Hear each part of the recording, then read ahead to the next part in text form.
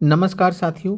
बिहार शिक्षक भर्ती BPSC TRE 4.0 के लिए एससीईआरटी मॉडर्न हिस्ट्री पर आधारित प्रश्नों की श्रृंखला में आप सभी का स्वागत है। एससीईआरटी मॉडर्न हिस्ट्री पर आधारित एपिसोड नंबर 3 में आज हम कुल 30 प्रश्नों को देखेंगे। इससे पहले एपिसोड नंबर 1 और 2 के माध्यम से हमने आपको 70 प्रश्न कराए थे और आज 71 से लेकर 100 प्रश्न तक आज हम देखेंगे।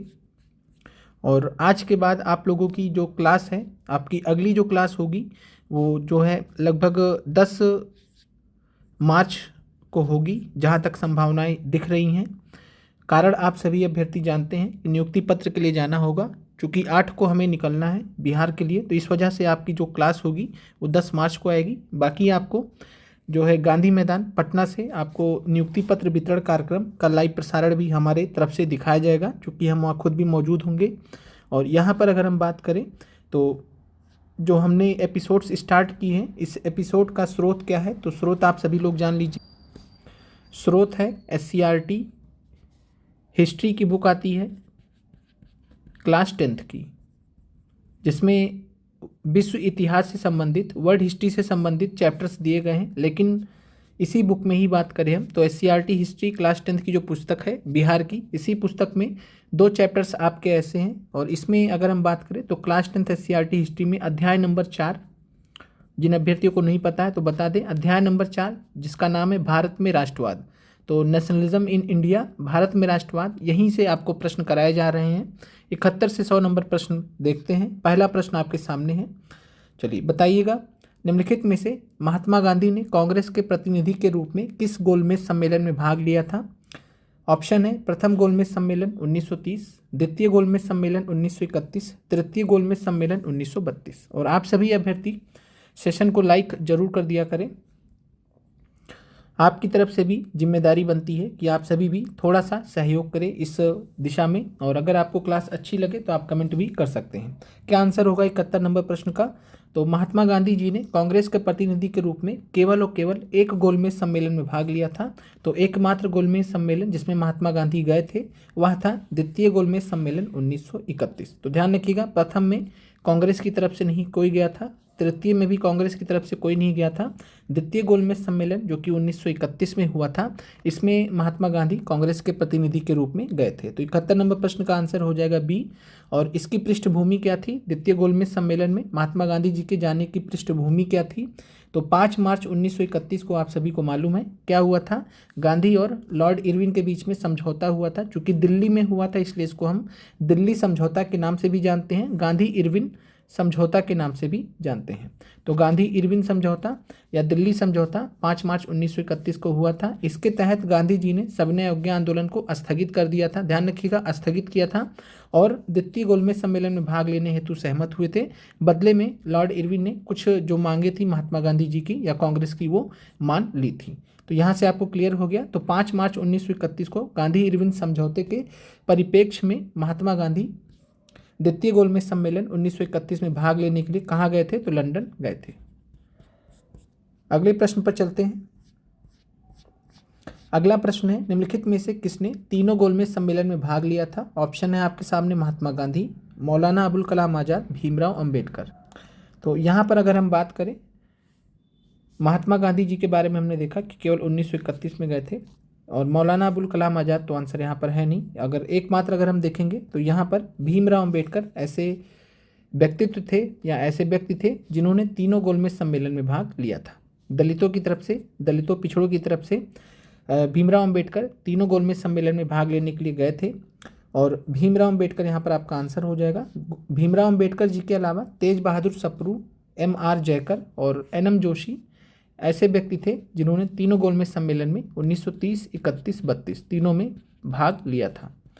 अगले प्रश्न पर चलते हैं। अगला प्रश्न है आपका, सविनय अवज्ञा आंदोलन कब समाप्त हुआ था? सविनय अवज्ञा आंदोलन 1932 में समाप्त हुआ, 1933 में समाप्त हुआ, 1934 में समाप्त हुआ। तो क्या होगा इस प्रश्न का राइट आंसर? तो सविनय अवज्ञा आंदोलन की बात करें तो सविनय अवज्ञा आंदोलन ये समाप्त हुआ था 1934 को। गांधी जी ने 1934 में अंततः सविनय अवज्ञा आंदोलन को वापस ले लिया था अंतिम रूप से।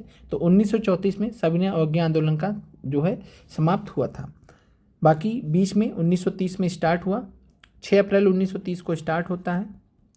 फिर 5 मार्च 1931 को जब गांधी इरविन समझौता होता है तो महात्मा गांधी ने सविनय अवज्ञा आंदोलन को क्या कर दिया था 1931 में, मार्च 1931 में स्थगित कर दिया था। फिर चले गए थे नवंबर दिसंबर के पीरियड में, नवंबर दिसंबर 1931 में गोलमेज सम्मेलन में भाग लेने, वहाँ से लौट के आए तो कुछ हासिल नहीं हुआ। जब कुछ हासिल नहीं हुआ तो चूंकि 1931 पूरा हो चुका था समय, फिर 1932 में महात्मा गांधी ने सविनय अवज्ञा आंदोलन दोबारा से शुरू किया था और ये चला था 1934 तक। अगले प्रश्न पर चलते हैं। अगला प्रश्न है निम्नलिखित में से किस आंदोलन के दौरान यहाँ पर होगा, तो निम्नलिखित में से किस आंदोलन के दौरान वानर सेना, मंजरी सेना, प्रभात फेरी जैसे संगठनात्मक तरीकों का उपयोग किया गया था। तो यहाँ पर आपको बताना है कि ऐसा कौन सा आंदोलन था जिसमें वानर सेना का गठन किया गया था, मंजरी सेना का गठन किया गया था, प्रभात फेरी जैसे संगठनात्मक तरीकों का प्रयोग किया गया था। असहयोग आंदोलन 1920, सविनय अवज्ञा आंदोलन 1930, भारत छोड़ो आंदोलन 1942। क्या आंसर होगा 74 नंबर प्रश्न का। तो बात करें यहाँ पर सविनय अवज्ञा आंदोलन 1930 के दौरान वानर सेना, मंजरी सेना और प्रभात सेना जैसे संगठनात्मक कार्य किए गए थे। अगले प्रश्न पर चलते हैं। निम्नलिखित में से किस आंदोलन का एक मुख्य परिणाम ब्रिटिश सरकार द्वारा 1935 का भारत शासन अधिनियम पारित किया जाना था। तो भारत शासन अधिनियम जो पारित हुआ था उसके पीछे जो अगर हम बात करें तो कौन सा आंदोलन था, तो आप सभी को मालूम है कि सविनय अवज्ञा आंदोलन कब समाप्त हुआ है। तो सविनय अवज्ञा आंदोलन समाप्त हुआ है 1934 में। 1930 से लेकर 1934 तक चला है और सविनय अवज्ञा आंदोलन का ही एक मुख्य परिणाम था कि ब्रिटिश सरकार द्वारा 1935 में भारत सरकार अधिनियम पारित किया गया था। अगले प्रश्न पर चलते हैं। अगला प्रश्न है पूना समझौते पर किस वायसराय की अवधि के दौरान हस्ताक्षर किए गए थे। तो पूना समझौता कब हुआ था 24 सितंबर 1932। तो 24 सितंबर 1932 को जब पूना समझौता हुआ था तो उस समय भारत के वायसराय कौन थे, यही आपसे पूछा जा रहा है। लॉर्ड इरविन थे क्या, लॉर्ड लिनलिथगो थे या लॉर्ड विलिंगडन थे। तो 76 नंबर प्रश्न का क्या आंसर होगा। लॉर्ड इरविन की बात करें तो लॉर्ड इरविन 1926 से लेकर 1931 तक भारत के वायसराय थे। लॉर्ड विलिंगडन की बात करें तो 1931 से लेकर 36 तक थे। तो यही हमारे आंसर हो जाएंगे लॉर्ड विलिंगडन। लॉर्ड लिनलिथगो की बात करें तो लॉर्ड लिनलिथगो 1936 से लेकर 1943 तक थे। यहाँ पर आप देखेंगे कि 5 साल से इनका कार्यकाल बढ़ा दिया गया। कारण आप जानते हैं क्या चल रहा था इनके समय में, तो द्वितीय विश्व युद्ध स्टार्ट हो गया था, इस वजह से इनका कार्यकाल बढ़ा दिया गया था। तो यहाँ पर आंसर आपका है 76 का सी। बात करें लॉर्ड रीडिंग, यहाँ से आप 4 क्रम याद कर सकते हैं। लॉर्ड रीडिंग 1921 से 26, लॉर्ड इरविन 1926 से 31, लॉर्ड वेलिंगडन 1931 से 36, लॉर्ड लिनलिथगो 1936 से 1943। लॉर्ड रीडिंग से पहले कौन थे, तो चेम्सफोर्ड थे, लॉर्ड चेम्सफोर्ड। लॉर्ड चेम्सफोर्ड कब तक थे, तो लॉर्ड चेम्सफोर्ड थे 1916 से लेकर 1921 तक, 5 साल जोड़ लीजिए। फिर लॉर्ड चेम्सफोर्ड से पहले कौन थे, तो लॉर्ड हार्डिंग थे। लॉर्ड हार्डिंग का क्या टाइम पीरियड था, तो लॉर्ड हार्डिंग का टाइम पीरियड था 1910 से 1916। इस प्रकार आप यहाँ पर क्रम देख सकते हैं। अगले प्रश्न पर चलते हैं। अगला प्रश्न है निम्नलिखित में से किस आंदोलन में 3 कठिया व्यवस्था प्रमुख मुद्दा था। खेड़ा सत्याग्रह में, चंपारण आंदोलन में, बारदोली सत्याग्रह में। तो 3 कठिया व्यवस्था ऐसी व्यवस्था थी जिनमें 3/20 भाग पर, ध्यान रखिएगा 3/20 भाग पर, 1/3 नहीं था, 3/20 भाग पर जो नील की किसान खेती करते थे उनको अपने ज़मीन के 3/20 भाग पर नील की खेती करनी होती थी। और यूरोपीय बागान मालिकों ने इस रिगार्डिंग बहुत ज़्यादा शोषण भी किया था और यह जुड़ा था चंपारण आंदोलन या चंपारण सत्याग्रह 1917 से। अगले प्रश्न पर चलते हैं। अगला प्रश्न है चंपारण सत्याग्रह का नेतृत्व किसने किया था। राजकुमार शुक्ला ने, राजेंद्र प्रसाद ने, महात्मा गांधी ने, एक से अधिक। क्या आंसर होगा, तो चंपारण सत्याग्रह का जब आपसे नेतृत्व पूछा जाएगा तो एक ही आंसर होंगे, वो होंगे महात्मा गांधी। राजकुमार शुक्ला ने सहयोग किया था, राजेंद्र प्रसाद जी ने भी सहयोग किया था। राजकुमार शुक्ला की बात करें तो ये खुद भी नील किसान थे। चंपारण के किसानों की दुर्दशा में ये भी शामिल थे, इनकी भी दुर्दशा थी और उसी को हाईलाइट करने के लिए ये आगे बढ़े और इन्होंने जो कदम उठाया इसके वजह से दुनिया इनको जानी और इन्हीं के कह सकते हैं प्रयासों के फलस्वरूप महात्मा गांधी जी चंपारण आए, चंपारण सत्याग्रह का नेतृत्व किया। अगले प्रश्न पर चलते हैं।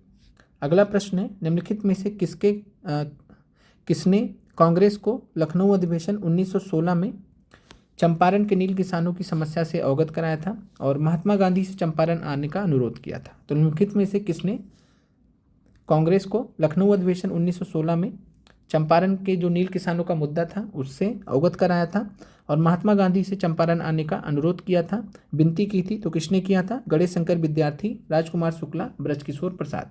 तो यहाँ पर राइट आंसर है राजकुमार शुक्ला। राजकुमार शुक्ला ने महात्मा गांधी से चंपारण आने का अनुरोध किया था। चंपारण के नील किसानों का मुद्दा 1916 के लखनऊ अधिवेशन में, जिसके अध्यक्ष अंबिकाचरण मजूमदार, इस अधिवेशन में राजकुमार शुक्ला गए हुए थे। और बात करें गणेश शंकर विद्यार्थी की, तो गणेश शंकर विद्यार्थी जो है संपादक थे या संस्थापक भी थे, संपादक थे प्रताप अखबार के।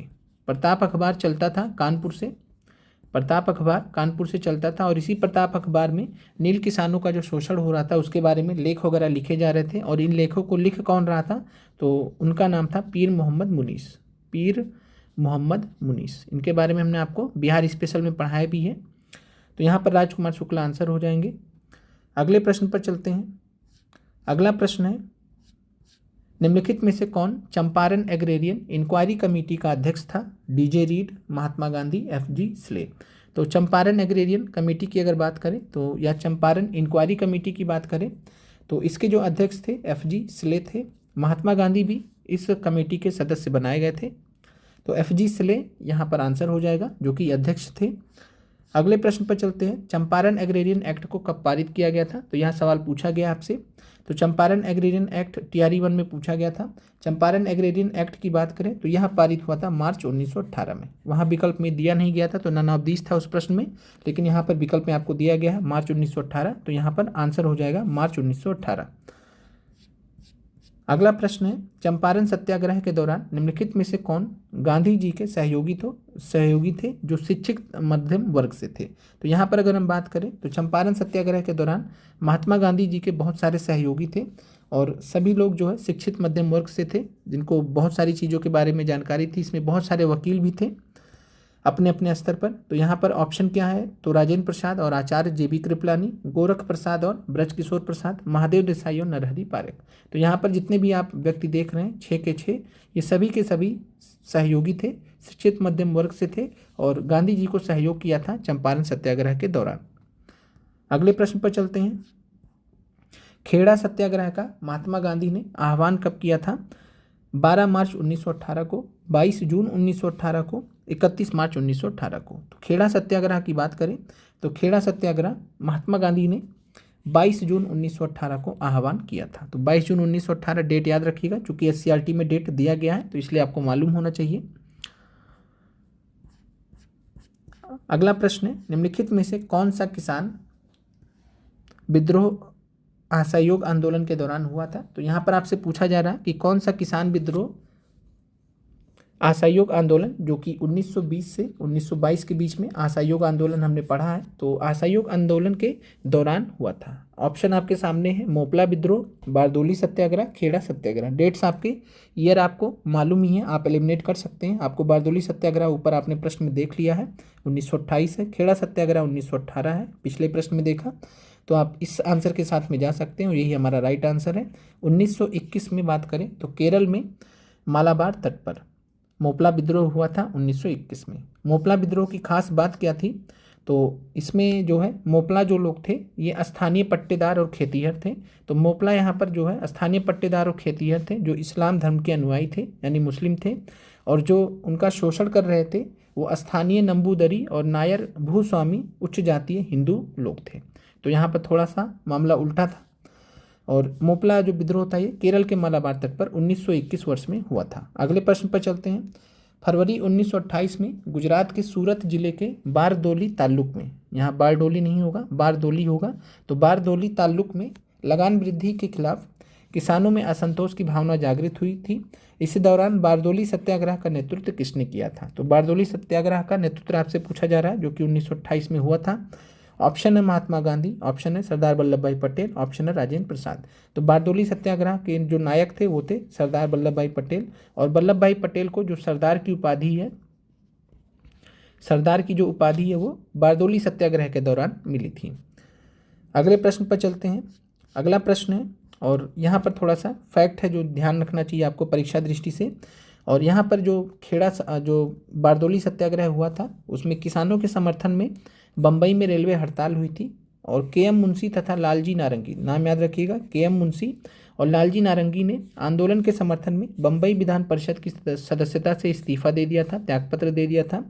फलस्वरूप सरकार दबाव में आ गई और ब्लूमफील्ड और मैक्सवेल के नेतृत्व में एक नई जांच समिति का गठन किया गया था। पुरानी जो जांच समिति थी उसने जो टैक्स में वृद्धि कर दिया था, कर में वृद्धि कर दिया था, और जो नई जांच समिति बनी उसने इस वृद्धि को अनुचित माना था जो पिछली जांच समिति ने सुझाया था, और लगान की दर में सरकार ने कमी किया, और इस प्रकार जो आंदोलन था ये सफल हुआ। तो ध्यान रखिएगा कि बारदोली सत्याग्रह से संबंधित जो जांच समिति नई वाली बनाई गई थी वो किसके नेतृत्व में बनाई गई थी? तो ब्लूमफील्ड और मैक्सवेल के नेतृत्व में। अगला प्रश्न है, बिहार में 1922-23 में मुंगेर में किसके नेतृत्व में किसान सभा का गठन हुआ था? ऑप्शन है मजरूल हक, स्वामी विद्यानंद, शाह मोहम्मद जुबैर। तो 1922-23 में मुंगेर जिले में आपसे पूछा जा रहा है कि किसान सभा का गठन जो है किसके नेतृत्व में हुआ था? तो यहाँ पर आपका आंसर है शाह मोहम्मद जुबैर। तो ध्यान रखिएगा, शाह मोहम्मद जुबैर के नेतृत्व में मुंगेर में 1922-23 में किसान सभा का गठन हुआ था। इसके अलावा आपको ये भी ध्यान रखना है कि शाह मोहम्मद जुबैर के साथ में श्री कृष्ण सिंह ने मुंगेर में किसान सभा का आयोजन भी किया था। तो याद रखिएगा, मुंगेर जिले से श्री कृष्ण सिंह जुड़े भी हुए थे, तो श्री कृष्ण सिंह भी मोहम्मद जुबैर के साथ में शामिल थे। अगले प्रश्न पर चलते हैं। 1929 में सोनपुर में बिहार प्रांतीय किसान सभा की विधिवत स्थापना किसने की थी? तो नवंबर 1929, याद रखिएगा, नवंबर 1929 में बिहार प्रांतीय किसान सभा की स्थापना किया था स्वामी सहजानंद सरस्वती ने। स्वामी विद्यानंद की बात करें तो असहयोग आंदोलन के दौरान किसानों का इन्होंने नेतृत्व किया था। शाह मोहम्मद जुबैर के बारे में आपने देख लिया है। लखनऊ में 11 अप्रैल 1936 को अखिल भारतीय किसान सभा का गठन स्वामी सहजानंद सरस्वती के नेतृत्व में हुआ था, आपको मालूम भी है। साथ में अखिल भारतीय किसान सभा के अध्यक्ष भी थे स्वामी सहजानंद सरस्वती। आपसे पूछा जा रहा है कि यह जो लखनऊ अधिवेशन हुआ 1936 में, इसके सचिव कौन थे? ऑप्शन है राम मनोहर लोहिया, अध्यक्ष थे सहजानंद सरस्वती, लेकिन यहाँ पर आपसे सचिव पूछ रहे हैं जयप्रकाश नारायण एनजी रंगा। क्या आंसर होगा 87 नंबर प्रश्न का? तो 87 नंबर प्रश्न का राइट आंसर है एनजी रंगा। अध्यक्ष थे स्वामी सहजानंद सरस्वती और सचिव जो थे वो थे एनजी रंगा। 11 अप्रैल 1936 को अखिल भारतीय किसान सभा का गठन हुआ था। कहाँ पर हुआ था? लखनऊ में हुआ था, स्थापना लखनऊ में हुई थी। अगले प्रश्न पर चलते हैं। अगला प्रश्न है 1937-38 के दौरान बिहार में बकास्त आंदोलन किसके द्वारा आयोजित किया गया था? तो 1937-38 में बिहार में बकास्त आंदोलन जयप्रकाश नारायण के द्वारा, स्वामी दयानंद सरस्वती के द्वारा, स्वामी सहजानंद सरस्वती के द्वारा। तो पूछा गया सवाल है ये बीपीएससी में, बकास्त आंदोलन स्वामी सहजानंद सरस्वती के द्वारा आयोजित किया गया था या नेतृत्व किया गया था। अगले प्रश्न पर चलते हैं। अगला प्रश्न है अखिल भारतीय कांग्रेस सोशलिस्ट पार्टी का गठन कब किया गया था?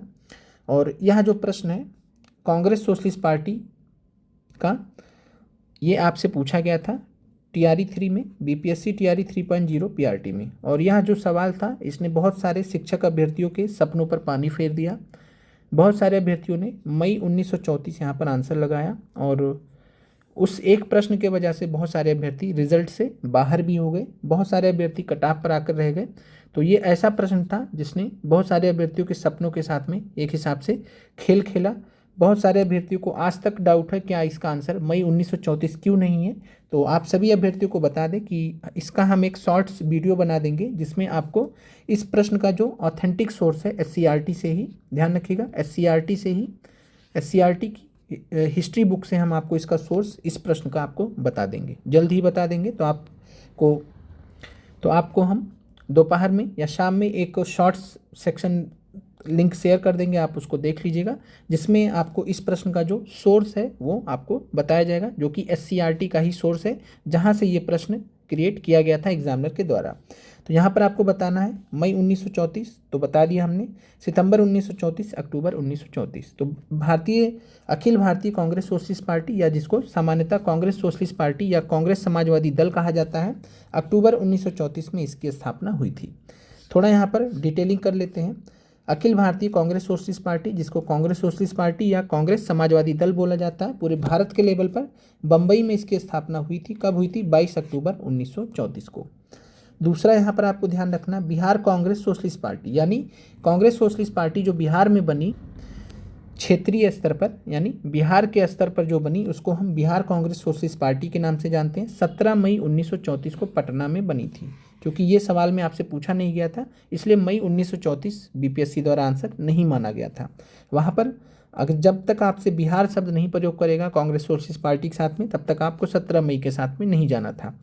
तो यहाँ पर ये आपको क्लियर हो गया होगा। साथ में बात करें अध्यक्ष कौन थे अखिल भारतीय कांग्रेस सोशलिस्ट पार्टी के भी और बिहार कांग्रेस सोशलिस्ट पार्टी के, तो सेम थे दोनों के। अध्यक्ष थे आचार्य नरेंद्र देव, सचिव थे जयप्रकाश नारायण, दोनों केस में सेम थे। फिर आता है एक बिहार सोशलिस्ट पार्टी, ये भी आपका SCRT में दिया गया है, बिहार सोशलिस्ट पार्टी 1931। तो बिहार सोशलिस्ट पार्टी का भी नेतृत्व किया था, किसके नेतृत्व में बना था? तो जयप्रकाश नारायण के नेतृत्व में, फूलन प्रसाद वर्मा के द्वारा गठन किया गया था, जयप्रकाश नारायण के नेतृत्व में। ये आपसे सवाल BPSC द्वारा, BPSC सिविल सर्विसेज में पूछा गया, जहाँ पर पूछा गया था कि बिहार सोशलिस्ट पार्टी का गठन किसके द्वारा किया गया था, तो वहाँ पर ऑप्शन में जयप्रकाश नारायण तो थे नहीं, तो वहाँ पर फूलन प्रसाद वर्मा आंसर माना गया था। क्लियर है? तो ये 3 आपको ध्यान रखने हैं। अब यहाँ से आपको डाउट नहीं होना चाहिए। अगले प्रश्न पर चलते हैं। 31 अक्टूबर 1920 को स्थापित all India trade union Congress AITUC, तो all India trade union Congress के प्रथम अध्यक्ष कौन थे? दीवान चमनलाल, NM जोशी, लाला लाजपत राय। तो 31 अक्टूबर 1920 को, डेट भी आपको याद रखना है। इसलिए आप देखते होंगे कि जब हम आपको प्रश्न बनाकर देते हैं तो प्रश्न के साथ में हम आपको फैक्ट्स भी देते हैं। चाहते तो हम यहाँ पर 1920 लिख देते या लिखते भी नहीं, लेकिन इससे क्या है कि आपको एक फैक्ट भी तैयार हो जाता है कि 31 अक्टूबर 1920 आपके जहन में रहना चाहिए। तो 31 अक्टूबर 1920 को all India trade union Congress की स्थापना किया था लाला लाजपत राय ने, प्रथम अध्यक्ष थे लाला लाजपत राय। आगे बढ़ते हैं अगले प्रश्न पर। अगला प्रश्न है, निम्नलिखित में से किसने 1875 में इंडिया लीग की स्थापना की थी या इंडियन लीग की स्थापना की थी? सुरेंद्रनाथ बनर्जी ने, आनंद मोहन बोस ने, शिशिर कुमार घोष ने। तो आनंद मोहन बोस, सुरेंद्रनाथ बनर्जी, तो यहाँ पर आंसर है नहीं, शिशिर कुमार घोष यहाँ पर आंसर है। तो 1875 में इंडिया लीग की या इंडियन लीग की स्थापना की थी शिशिर कुमार घोष ने। अगले प्रश्न पर चलते हैं। निम्नलिखित में से कौन इंडियन एसोसिएशन 1876 के सचिव थे? तो इंडियन एसोसिएशन 1876 के सचिव कौन थे, यहाँ पे आपसे पूछा जा रहा है। तो सुरेंद्रनाथ बनर्जी तो संस्थापक थे इंडियन एसोसिएशन 1876 के, आनंद मोहन बोस सचिव थे। तो ध्यान रखिएगा, आनंद मोहन बोस के सहयोग से ही स्थापना किया था सुरेंद्रनाथ बनर्जी ने, आनंद मोहन बोस को सचिव बनाया गया था। अगला प्रश्न है, ईस्ट इंडिया एसोसिएशन की स्थापना कब हुई थी? तो ईस्ट इंडिया एसोसिएशन पूछा जा रहा है आपसे 1866 में, 1870 में, 1884 में। तो ईस्ट इंडिया एसोसिएशन की स्थापना जो हुई थी, ये हुई थी 1866 में। स्थान था लंदन। जब लंदन होगा तो लंदन में उस समय कौन महापुरुष जो है सक्रिय था? एकमात्र महापुरुष भारत का जो सक्रिय था, तो वो थे दादा भाई नौरोजी। दादा भाई नौरोजी ने लंदन में 1866 में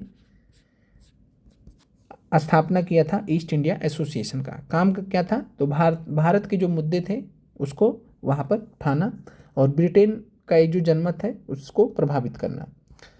तो यहाँ पर बात करें तो लंदन में दादा भाई नौरोजी ने ईस्ट इंडिया एसोसिएशन की स्थापना की थी 1866 में। 1870 में पूना सार्वजनिक सभा की स्थापना हुई है। कहीं कहीं आपको 1867 भी मिलता है, तो 1870 आपका SCRT में दिया गया है। तो पूना सार्वजनिक सभा की बात करें तो महादेव गोविंद रनाडे ने किया था 1870 में। 1884 में मद्रास महाजन सभा की स्थापना की थी MB राघवाचार्य ने, जी सुब्रमण्यम अय्यर ने। तो जी सुब्रमण्यम अय्यर भी साथ में थे और P आनंद चार्लू, 3 व्यक्ति थे यहाँ पर। तो ध्यान रखना है, मद्रास महाजन सभा 1884 में एम भी राघवाचार्य, जी सुब्रमण्यम अय्यर, पी आनंद चार्लू। बाकी अपना कोई कोड वगैरह बना के याद कर लीजिएगा। 1885 की बात करें तो बॉम्बे प्रेसिडेंसी एसोसिएशन बना था जिसके अध्यक्ष बने थे फिरोज शाह मेहता। तो फिरोज शाह मेहता संस्थापक थे, बदरुद्दीन तैयब जी के साथ में और केटी तेलांग के साथ में। तो तीन संस्थापक यहाँ पर थे। अध्यक्ष थे फिरोज शाह मेहता। यहाँ पे आपको क्लियर हो गया होगा। अगले प्रश्न पर चलते हैं। निम्नलिखित में से किसने 1884 में भारतीय राष्ट्रीय संघ की स्थापना की थी, जो आगे चलकर अखिल भारतीय राष्ट्रीय कांग्रेस में परिवर्तित हुआ था? तो 1884 में ही एक भारतीय राष्ट्रीय संघ की नेशनल इंडियन नेशनल कॉन्फ्रेंस की स्थापना हुई थी। और इसको किया कितने था? तो ये किया था, स्थापना किया था एलन ऑक्ट्रोविजन ह्यूम ने। तो एलन ऑक्ट्रोविजन ह्यूम, जिनको शॉर्ट में हम ए ह्यूम कहते हैं, अलेक्जेंडर ऑक्टेव ह्यूम भी कहते हैं। तो इनका पूरा नाम था एलन ऑक्ट्रोविजन ह्यूम, और इन्होंने ही स्थापना किया था भारतीय राष्ट्रीय संघ का 1884 में। मॉडर्न हिस्ट्री के नोट्स में भी आपको जानकारी मिल जाएगी हमारी, जो हमने आपको पहले क्लासेस करा रखी है। तो यहाँ पर जो है अखिल भारतीय राष्ट्रीय कांग्रेस में आगे चलकर ये परिवर्तित हुआ था। 1884 में भारतीय राष्ट्रीय संघ के नाम से जाना गया था। एलन ऑक्टेव ह्यूम ने इसकी स्थापना की थी। फिर बात करते हैं, अखिल भारतीय राष्ट्रीय कांग्रेस का प्रथम अधिवेशन बंबई में किस स्थान पर हुआ था? तो आपको मालूम है कि बंबई अधिवेशन पहला अधिवेशन था। तो अखिल भारतीय राष्ट्रीय कांग्रेस का प्रथम अधिवेशन किस स्थान पर हुआ था? ग्वालियर टैंक में हुआ था, गोकुलदास तेजपाल संस्कृत कॉलेज में हुआ था, बंबई विश्वविद्यालय में हुआ था। तो कांग्रेस का जो प्रथम अधिवेशन है बंबई में गोकुलदास तेजपाल संस्कृत कॉलेज में हुआ था। याद रखिएगा, पूछा जा सकता है। अगला प्रश्न है, भारतीय राष्ट्रीय कांग्रेस की स्थापना कब हुई थी? इसको भी लेकर अभ्यर्थियों में बहुत ज़्यादा कन्फ्यूजन रहता है। तो यहाँ पर आपको ये ध्यान रखना कि कांग्रेस का जो प्रथम अधिवेशन हुआ था वो हुआ था 28 से 30 दिसंबर के बीच में। 28 से 30 दिसंबर के बीच में हुआ था। 28 दिसंबर 1885 को भारतीय राष्ट्रीय कांग्रेस की स्थापना कर दी गई थी। अभी हमने ऊपर देखा था संस्था का नाम क्या था। तो संस्था का जो नाम था भारतीय राष्ट्रीय संघ 1884 में बना था। इसी को ही परिवर्तित करके 1885 में 28 दिसंबर 1885 के दिन भारतीय राष्ट्रीय कांग्रेस में तब्दील कर दिया गया। और इस प्रकार भारतीय राष्ट्रीय कांग्रेस की भी जो संस्थापक है वो कौन माने जाते हैं? तो एकमात्र संस्थापक है अलेक्जेंडर ऑक्टेव ह्यूम। तो ए ह्यूम को ही संस्थापक माना जाता है भारतीय राष्ट्रीय कांग्रेस का। 28 दिसंबर 1885 को कांग्रेस की स्थापना हुई थी।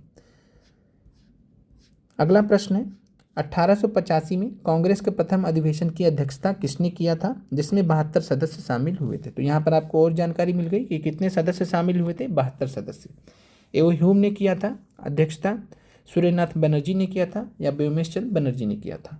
तो आपको याद रखना है कि सूर्यनाथ बनर्जी ने तो 1885 के प्रथम अधिवेशन में भाग ही नहीं ले पाए थे, गए ही नहीं थे। एओ ह्यूम के बारे में बात करें तो एओ ह्यूम को महासचिव बनाया गया था, जनरल सेक्रेटरी बनाया गया था। तो एओ ह्यूम कांग्रेस के महासचिव बनाए गए थे 1885 में। व्योमेश चंद्र बनर्जी की बात करें तो व्योमेश चंद्र बनर्जी को अध्यक्ष चुना गया था। तो व्योमेश चंद्र बनर्जी कांग्रेस के प्रथम अधिवेशन के अध्यक्ष थे। अगला प्रश्न है, भारतीय राष्ट्रीय कांग्रेस के प्रथम मुस्लिम अध्यक्ष कौन थे? तो प्रथम मुस्लिम अध्यक्ष यहाँ पर आपसे पूछा जा रहा है। मौलाना अबुल कलाम आज़ाद, बदरुद्दीन तैयब जी, सैयद अहमद खान। तो भारतीय राष्ट्रीय कांग्रेस के प्रथम मुस्लिम अध्यक्ष जो थे वो थे बदरुद्दीन तैयब जी। और बदरुद्दीन तैयब जी की अगर हम बात करें तो 1887 के मद्रास अधिवेशन में इन्होंने कांग्रेस की अध्यक्षता की थी। तो 1887 के कांग्रेस के अधिवेशन में, मद्रास अधिवेशन में अध्यक्ष थे बदरुद्दीन तैयब जी, प्रथम मुस्लिम अध्यक्ष थे। 1885 में जो पहला अधिवेशन हुआ था वो हुआ था बम्बई में। तो आप बम्बई प्रेसिडेंसी आपने सुना है। फिर 1886 में बात करें तो कलकत्ता में हुआ था, तो बंगाल प्रेसिडेंसी। इस तरीके से आप कनेक्ट कर सकते हैं।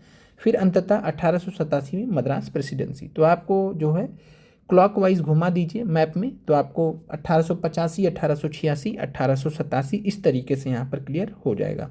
कुछ इस तरीके से आप समझ सकते हैं कि यहाँ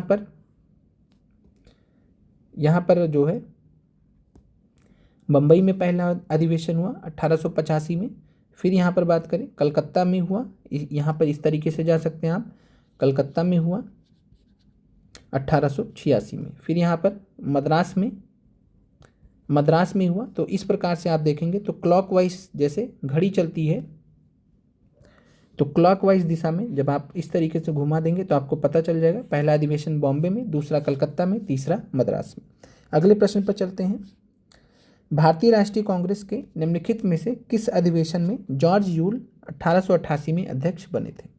तो यहाँ पर आपको बताना है कि कौन सा अधिवेशन था, अधिवेशन किस स्थान पर हुआ था जिसमें जॉर्ज यूल जो कि प्रथम गैर भारतीय अध्यक्ष बने थे। तो प्रथम गैर भारतीय अध्यक्ष या प्रथम यूरोपीय अध्यक्ष, जो भी पूछे आपसे, तो प्रथम यूरोपीय अध्यक्ष या प्रथम गैर भारतीय अध्यक्ष कौन बने थे? George Yule. 1888 में कलकत्ता अधिवेशन में, बम्बई अधिवेशन में, मद्रास अधिवेशन में, कौन सा अधिवेशन था 1888 में? तो यहाँ में जो है ऑप्शंस में तो दिए नहीं गए हैं। 1888 में हुआ था इलाहाबाद में अधिवेशन, उत्तर प्रदेश के इलाहाबाद में अधिवेशन हुआ था 1888 में। तो यहाँ पर आपका जो है आंसर हो जाएगा, वो हो जाएगा नन ऑफ दिस। तो इलाहाबाद अधिवेशन हुआ था 1888 में जिसमें जॉर्ज यूल प्रथम गैर भारतीय अध्यक्ष बने थे या प्रथम यूरोपीय अध्यक्ष बने थे कांग्रेस के। अगला प्रश्न है, दादा भाई नौरोजी ने कांग्रेस के कितने अधिवेशनों में अध्यक्षता की थी? तो दादा भाई नौरोजी की बात करें तो दादा भाई नौरोजी ने सबसे पहले जो कांग्रेस का दूसरा अधिवेशन है कलकत्ता वाला, तो कलकत्ता अधिवेशन में इन्होंने अध्यक्षता की थी 1886 में। फिर इसके बाद 1893 में लाहौर अधिवेशन की अध्यक्षता की थी दादा भाई नौरोजी ने। उसके बाद 1906 में कलकत्ता अधिवेशन की अध्यक्षता की थी। तो 3 अधिवेशन में कुल जो है दादा भाई नौरोजी ने कांग्रेस की अध्यक्षता की थी। तो यहाँ पर आपका राइट आंसर हो जाएगा 3। क्लियर है? तो आज के जो प्रश्न हैं आज समाप्त होते हैं। कमेंट कर दीजिएगा आज की क्लास आपको कैसी लगी। शाम को आपको जो साइंस की क्लास है वो आपको प्रेषित की जाएगी, जिसमें आपका अध्याय नंबर 6 पूर्णतः आज समाप्त हो जाएगा। फिर इसके बाद जो है और साथ में जो बेसिक मैथ्स की क्लास है उसमें हमने जिन भी अभ्यर्थियों को बेसिक मैथ्स की क्लास देखनी है इसका हमने प्लेलिस्ट रेडी कर दिया। लगभग जो है 75 से 80 वीडियोस हमने छोटे छोटे वीडियोस इसमें ऐड किए हैं, तो आप उसको एक बार देख लीजिएगा। अलग अलग टॉपिक से आपको वहाँ पर प्रश्न दिए गए, छोटे छोटे वीडियोस है, तो आप उनको डेली 2 से 3 वीडियो 4 वीडियो देखते हुए कॉन्सेप्ट को समझते हुए नोट्स भी बना लीजिए और क्लास भी कर लीजिए। क्योंकि एक साथ में बहुत सारी क्लासेस देना संभव नहीं होता है, क्योंकि एक एक क्लास बनाने में, जैसे अभी ये 30 प्रश्न आज जो आप यहाँ पर देख रहे हैं, तो इन 30 प्रश्नों को बनाने में 3 घंटे कम से कम बनाने में लगते हैं। फिर बनाने के बाद इनको जो है एक जगह इकट्ठा करके फिर इनको रिकॉर्ड करना पड़ता है। आप ये टाइम देख पा रहे हैं 32 मिनट लग चुके हैं अभी तक इसको रिकॉर्ड करने में, फिर इसको अपलोड करना पड़ता है। तो कुल मिलाकर 30 क्वेश्चन अगर हम बनाते हैं तो उसके पीछे कम से कम 4 घंटा हमें देना पड़ता है मिनिमम। तो इस चीज़ को भी आप लोग समझिएगा, इसलिए एक दिन में बहुत ज़्यादा क्लास दे पाना संभव नहीं होता है। तो यहाँ पर जो है और अगली जो क्लास आपकी होगी, आप सभी अभ्यर्थियों को बता दें कि 9 मार्च को नियुक्ति पत्र वितरण कार्यक्रम में पटना पहुंचना है हमें। तो हम 8 तारीख को निकलेंगे, तो 8 तारीख को सवेरे ही निकलेंगे, इस वजह से आपकी क्लास नहीं हो पाएगी 8 को और 9 मार्च को। 9 मार्च को हम वापस आएंगे और 10 मार्च को हम जो है दोपहर तक पहुंचेंगे। तो इसलिए अगर कोशिश करेंगे, अगर शाम तक क्लास दे पाएंगे 10 मार्च को तो देंगे, नहीं तो फिर आपका 11 मार्च से आपकी क्लासेस स्टार्ट हो जाएंगी। समय रहा तो 10 मार्च को ही क्लास दे देंगे, नहीं तो फिर 11 मार्च से, और आपका क्लास आगे पीछे चलती रहेंगी। और पूरा जो ये मार्च का महीना है इसमें आपकी क्लासेस जो है पूरी तरीके से चलती रहेंगी। मिलते हैं आप लोगों से अगले वीडियो में। आपके कितने प्रश्न आज के 30 प्रश्नों में सही हुए कमेंट कर दीजिएगा। आप लोगों का देखने के लिए, जुड़ने के लिए धन्यवाद।